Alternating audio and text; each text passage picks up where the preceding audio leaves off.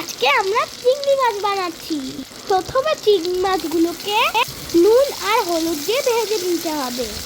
চিংড়ি মাছ ভেজে নামিয়ে নেওয়ার পরে তেলে দিতে হবে একটু কালো জিরে, তার মধ্যে একটা পেঁয়াজ বাটা দিতে হবে, তার মধ্যে দিতে হবে আদা আর রসুন বাটা।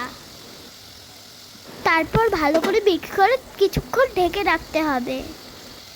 তারপর দিতে হবে হলুদ আর স্বাদ মতো নুন, আবার ঢেকে দিতে হবে। মশলাটা কষে গেলে ঢাকনা সরিয়ে টমেটো বাটা দিয়ে দিল আর দিল নারকেলের পেস্ট।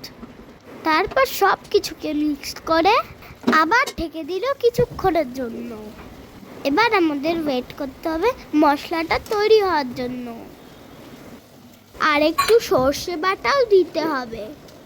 মশলাটা ভালো করে ভাজা ভাজা হয়ে গেলে 3টে কাঁচা লঙ্কা দিয়ে দিল, চিংড়ি মাছগুলো দিয়ে দিল।